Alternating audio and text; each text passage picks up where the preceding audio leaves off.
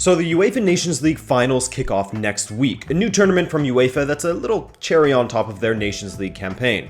And on this go-around, it's hosted by Portugal. Hey, how's it going? I'm Adrian and welcome to Rabona TV's preview of the UEFA Nations League Finals. Only 4 teams are involved, the top teams from each group in League A of this competition: Portugal, Switzerland, Netherlands, and England. By the way, we'll have tons of content coming this summer on the many international tournaments, plus transfer discussions, explainers, and more. So if you're new around here and find the content isn't unbearable, consider hitting subscribe, especially if you aren't familiar with the Nations League, as I have a couple of videos explaining that concept, as well as what the final standings from the group stage meant for everybody involved. Germany relegated. Crazy, no? So the first of the semi-finals will be played at the Estádio do Dragão in Porto on Wednesday, June 5th between Portugal and Switzerland, a rematch of the 2 grudge matches these countries played out in the 2018 World Cup qualifying.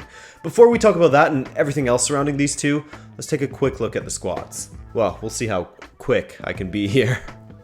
Switzerland seem to improve more and more as time goes on, going from a solid but ultimately beatable team to a team that you count out at your own peril, as they have improved in every single position across the park.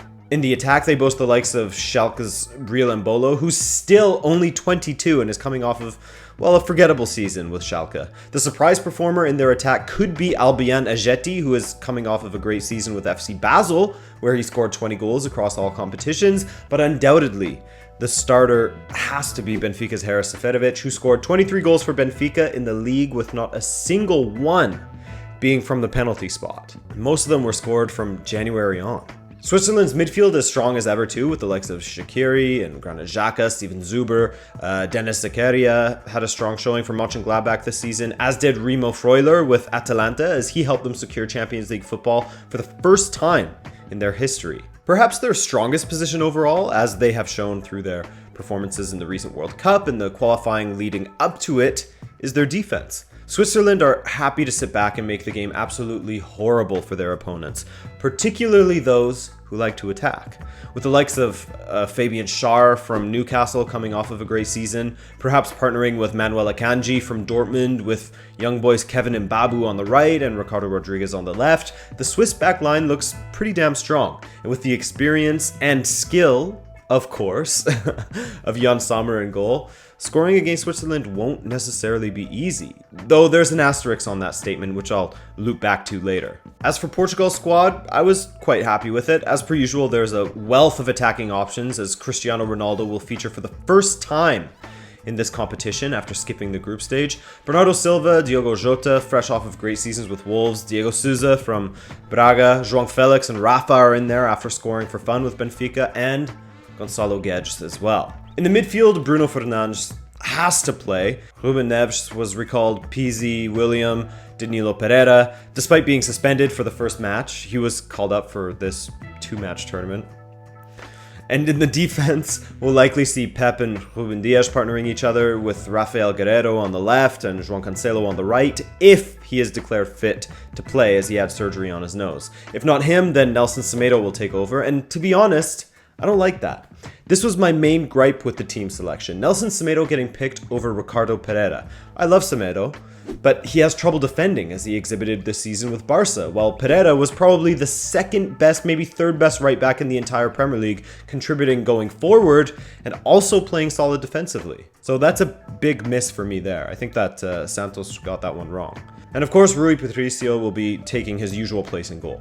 So Portugal and Switzerland have played each other a total of 22 times, and Switzerland actually has the edge with 10 wins to Portugal's 7, but I mean, that's also including matches dating all the way back to 1938, so take from that what you will. But more useful here, the last 3 times that these two teams have met, in 2008, 2016, and 2017, Switzerland again have shown their dominance with 2 wins to Portugal's 1 victory, and every match has finished 2-0 to the victor. Portugal qualified for these finals by finishing with 2 wins and 2 draws from their matches against Italy and Poland in Group 3 of League A. As alluded to earlier, they did it without the services of Cristiano Ronaldo, and even though they had to rely upon a seemingly unreliable striker in Andre Silva, who started the season so well but has tailed off drastically, thus not earning a call-up, but Portugal's attack looked decent, at least in the build-up, as scoring goals has been a major problem with them for a long time now. They generate tons of chances, but they have problems finishing. as Portugal scored just 5 goals in their 4 matches, 3 of which were in one match versus Poland. Conversely, Switzerland were scoring for fun in their group, consisting of Belgium and Iceland, though it should be mentioned that this isn't the Euro 2016 Iceland or even the World Cup 2018 qualifying Iceland. They were absolutely dreadful, losing all 4 of their matches, leaking 13 goals and scoring 1. So, while Switzerland did run their goal tally up on Iceland with a 6-0 win in their opening Nations League match, they also ran up their goal tally in their final match of the Nations League and the tiebreaker. Having previously lost to Belgium 2-1 in Brussels, Switzerland had to win by 2 in order to advance, but they did one better in winning by 3, smashing the Belgians 5-2 thanks in part to a Seferovic hat-trick after Belgium had been leading 2-0 after just 17 minutes. 14 goals, and the most of any team in the League A, and 5 goals against them. In recent qualifiers, Portugal's inability to score has continued, even with the return of Ronaldo, as Portugal played out 2 boring draws, a 0-0 with Ukraine and 1-1 with Serbia. I personally find that when Ronaldo is in the team, too much of the game plan revolves around flinging balls into the box for him, sort of like Juventus, thus taking away the focus on the technical quality of attackers like Jota and Bernardo Silva and Bruno Fernandes, etc. Switzerland, as expected, won 2-0 against Georgia, but then uncharacteristically, their solid defense was undone by Denmark as they conceded thrice, but scored 3 as well in a very entertaining match that ended 3-3. Worryingly though, Switzerland had a 3-0 lead until the 84th minute, and Denmark came back and scored 3 with the final 10 minutes or whatever. Now, for the semi-final against Portugal, I expect Seferovic to be the main guy. I mean, how could he not be with the form he's been in since January? And the battle between himself and his Benfica teammate Ruben Dias will be very interesting to watch. In fact, I think that Seferovic and perhaps overlapping runs from Shaqiri on the counter will be Switzerland's main outlet in the attack, though they have proven that they can be lethal from set pieces as well. That said, we should highlight that Portugal did have the second best defense in the Nations League group stage in League A, with just 3 goals conceded from their 4 matches. So we have 2 teams that are solid defensively, with one boasting some of the best attacking talent their country has seen in a while, but still struggles to finish their dinner, so to speak. Portugal will have the crowd behind them, which can go a long way and will undoubtedly create a ton of chances, but their ability to finish those chances is a massive question mark, and well, they could be perhaps a little bit optimistic after the Swiss blew that 3-0 lead. It's probably going to be just a 1, max 2 goal swing here, maybe even a shootout is on the cards, but I think Portugal's home advantage will just squeak them through. I know you guys will demand a score from me, so I'll go 2-1. I mean, their last 3 matches against each other have been 2-0, so this one will be a little closer, marginally, 2-1 Portugal. What do you think, though? Let me know. The other semi-final, of course, sees England taking on the Netherlands in what will be the Netherlands' first major first international tournament since 2014, when they played in the World Cup, in which they finished in 3rd place, actually. From there, however, they went through quite the downturn in fortunes as the aging squad's chickens sorta came to roost, failing to qualify for both the 2016 European Championships and the 2018 World Cup. So, when they were thrown into the same Nations League group as the defending World Cup champions, as well as the 2014 World Cup champions, it seemed like it would be a tall order for the Netherlands as they were navigating the revamping of their national squad. After the 2016 qualification failed, Daley Blind's daddy, Danny Blind, Daley Blind's daddy, Danny, was hired and subsequently fired mid-2018 World Cup qualifying campaign and replaced by Dick Advocaat, who failed to turn the ship around and was subsequently fired, and Ronald Koeman signed in February of 2018. Quite the merry-go-round there. But with Koeman at the wheel, doesn't have the same sort of ring to it.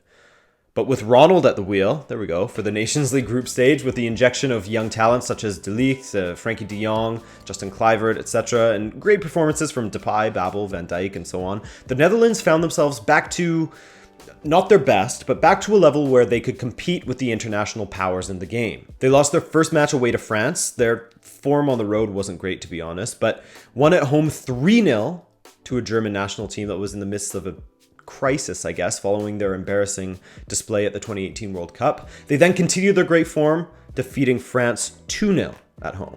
Their qualification for the Nations League Finals came thanks to a 2-2 draw in Germany, in which the Oranje were losing 2-0 until the 85th minute, when Quincy Promes made it 2-1, and then a 91st minute equalizer from Van Dijk made it 2-2. That meant that they were level on 7 points with France, but finished on top due to head-to-head goals versus France. Remember, France won 2-1 versus the Netherlands, while the Netherlands defeated them 2-0, so the one-goal swing sends them through. The Dutch squad has only improved since the Nations League group stage concluded, thanks in part to their young players like the Ajax trio of De Ligt, De Jong, and Van de Beek all coming into the fore after successful campaigns in the Eredivisie, and hey, the Champions League semi-final appearance is a success as well for a club with an entire operating budget that's about the size of Gareth Bale's wages, I think. Don't quote me on that. That's not an accurate stat, but it's something like that. As far as some of the other talent in the team, it's no question that they will be blessed in the defense with the world's best center back in Virgil van Dijk, then the most sought after center back in the world in Matthijs de Ligt, and then of course there's Stefan de Vrij from Inter, Daley Blind is coming off of a stellar season with Ajax, Nathan Ake, Hans Hatsboer, another Atalanta talent in fullback, Dumfries, Patrick Van Aanholt, etc. Their defense is looking decent, is what I'm trying to say. Pretty decent. Left back scares me a bit. But their midfield could be even better. I'd be interested in seeing if Koeman tries to piggyback off of Ajax's strong midfield by starting Van de Beek and De Jong in the midfield beside perhaps Wijnaldum. I mean, how tasty does that sound? Strootman also made the squad, Vilhena, and their attack looks strong as well. Decent, I guess I should say. It doesn't look that strong to me, to be honest with you. I don't know why I said it looks strong. This is what happens when you're just riffing, man. Strootman made the squad, Vilhena did as well, and their attack looks okay. Ryan Babel resurrected his career. He made the squad, as did Memphis, Quincy Promes, Luc de Jong, and Bergwijn. Oh, and apologies to the keepers. Will likely be Cillessen starting if we go off of recent matches, though Bizot and Vermeer got the call as well.